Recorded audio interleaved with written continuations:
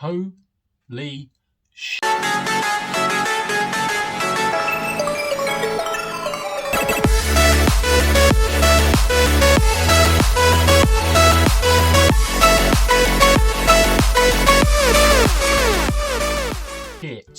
Pokémon Gen 9 has been announced.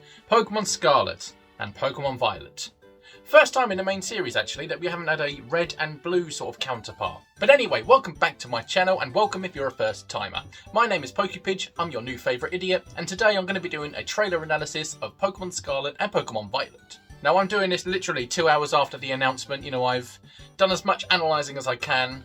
I've got some really good points I want to share, so if the format of this video is a little bit squiffy, bear with me, I'm doing my best with it. But without further ado, let's just get straight into the analysis. So first things first, with the logos of these games, I want you to have a look at the pattern that they are using.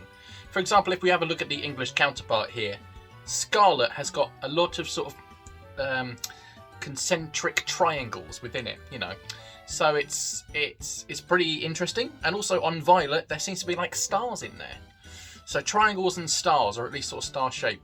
Bear that in mind, because that might be coming up a lot in this trailer analysis. Also in the Pokemon Day sort of week leading up to it announcement, there were 9 stars around the Pokemon Day bit here. And the fact that they are stars now, and there are 9 of them, I think was always significant. I read that and just thought, oh, people are just wishing. You know, they're thinking too much.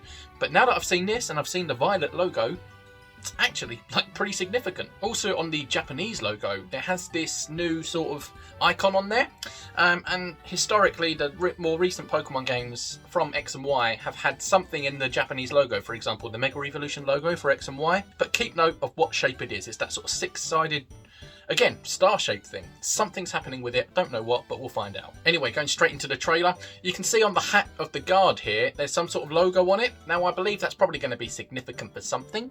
I'm trying to see if it matches the logo that's on the sleeve of the playable character in the game when you see it, but cleverly, Game Freak have framed the trailer so you never see the full-on left-hand side of your character. It's always the right or the back. So, can't quite get a clear enough image, but I'll put a comparison on screen now and you can make up your own minds. As the guard enters this room, you can see the clock in the corner there or on the side with that sort of pointy shape that you've seen in the Japanese logos. So I really do think that these things are going to be significant, this shape. We then see this sort of webbing on like a cloth or something hanging over a chair. And it sort of looks like the gym logo in the corner there. I don't know. If you agree with me and you think it does, then probably we're going to be getting a bug-type gym. I don't know. But this seemed too significant to be in the forefront of a shot. Very clear in focus to just not be anything. We then get a shot including a billboard, and on this billboard is so much to get into. First things first, that is definitely a map of Spain. You can tell by the outline of the country and the fact that you've got those sort of neighbouring islands to it. So this Pokemon game, or these Pokemon games I should say, will definitely have Spanish influence. Also on the billboard you have the return of those triangle formations, just like you did in the Pokemon Scarlet logo. And I assume on that billboard as well there's going to be things relating to the game that we just don't know about yet. The things in the top right we're never going to know about until we get into the game and see some more trailers, see some more Pokemon, and maybe they're like early drawings of some Pokemon. I don't know. We'll find out. And finally, we go into seeing some gameplay from these new games. And this opening shot has a couple of good things in it. First things first, that tall building is obviously based off of the Sagrada Familia in Barcelona, Spain. I'll try and find a clearer shot to do a side-by-side comparison, but obviously this has heavy influences. Also in this opening shot, you can see the Pokemon Center down there. I'm going to say it is, the red building.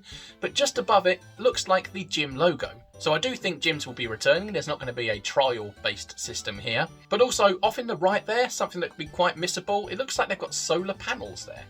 And of course, eventually, well, quite soon in this trailer, we're going to be getting some wind farm technology. So I think there's going to be a good emphasis on sort of protecting pollution and things like that in this game. We then get a shot of a street here, and this is just a very small thing, but those lampposts do look Spanish. A lot of Spanish lampposts go in those sort of 4 quadrants, but if you look at the individual lamps themselves, they do definitely have the Spanish inspiration. And like I said just now, here are those wind farms.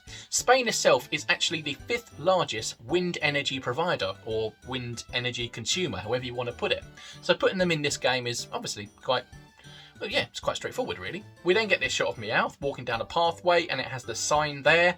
Now I have got a list of Pokemon letters and what they translate to, and I'll be honest, it's just gobbledygook, as you can tell on here. It doesn't mean anything. So I'm not too sure what that means. I couldn't even make out a region name from there. So I don't actually know what that means.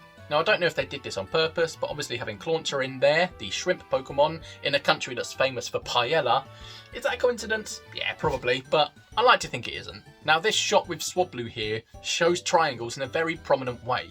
You see it on the bunting, you see it on the floor around that sort of circle that's got all of the types on it, and I don't think that that's a coincidence. You can see the sort of star shape again in the background. You can see it better with the shot of Pikachu here. As you can see, it's sort of the same shape as the clock before from in the original opening shot with the security guard. And I think that this is definitely going to mean something. I really wish I could say what it means, but nobody knows at this point, apart from the people that have made the game.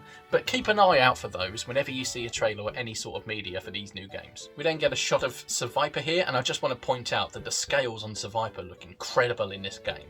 It's made me want to have a Seviper, to be honest. We've also got a shot of Magnemite here, and I just want to say that the star in the sky there looks like the star they used in the announcement for the Pokemon Week, leading up to Pokemon Day thing. And the fact that they've used it with Magnemite, who's got a little cross thing on its screws, I think that's quite interesting. I think they know what they've done there. So they're trying to make the point that stars, or this star shape and triangles, are going to play a key part in this game. How? I have no idea. The shot of this little square here is also quite fun. You've got what looks like an optician's in the corner. It looks like it's just got a pair of glasses. So I don't know if we're going to have like a proper glasses shop. That would be interesting. I don't know how often I'd visit it, but I wouldn't say no to it. We then see your character going up to your home. It looks like they're wearing some sort of school uniform. So are you going to be like a embedded resident of that town rather than a new person moving in? And are you going to be going to school? I don't know. But again, you got the logo on the arm there. Can't quite make it out, but I think that's going to lead to something. Inside your home, you can see a few posters on the wall there. You can see a salsa dancer for a start, a very Spanish dance. In this home, again, you can also see that pattern both on the plates and on something else. I think it's just another poster on the wall or something. So that star, again, it's just something is going to come of that. I also want to know what this book is next to the Pikachu book, because it looks interesting. Is that a new Pokemon? I don't know. I'll probably zoom in for this trailer and it'll make it a lot more clearer, but I want to know what book that is. As the camera pans round after your character walks past it, it does pan for slightly longer than you thought it would do, just a tiny bit longer, and in that time you see half the map and a couple of towns, and you can tell by the outline of this map that it has to be based off of Spain. If I put a comparison up here, you can probably see it. And also you have the sort of Pokemon language letter for A in the top there. So is the Gen 9 region going to begin with A? I don't know. In the next shot you also see a bit of the below part of the map as it pans up from the switch on the table, on the whatever it is. So I'll also keep that as a side-by-side comparison. And I do think that this region is going to be based off of Spain.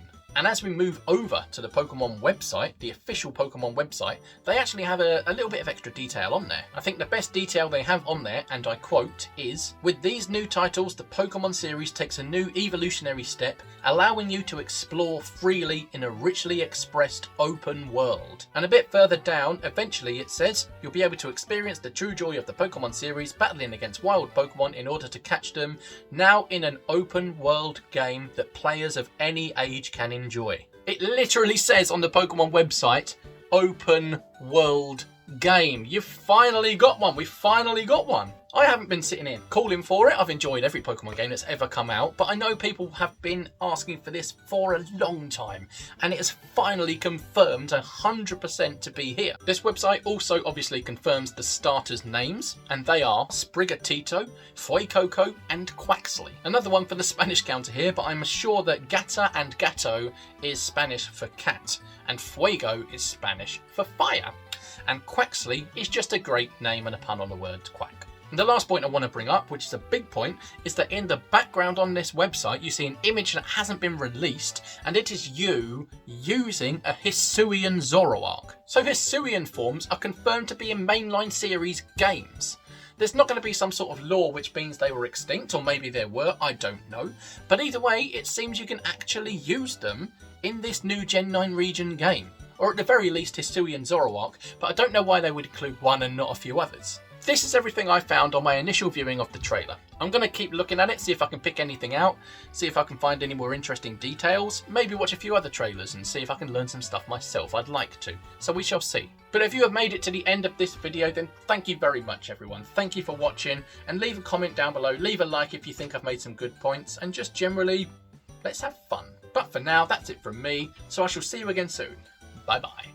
Thank you for watching this video. I do recommend the couple I've put on screen now. I've got the little subscribe circle, click it if you want.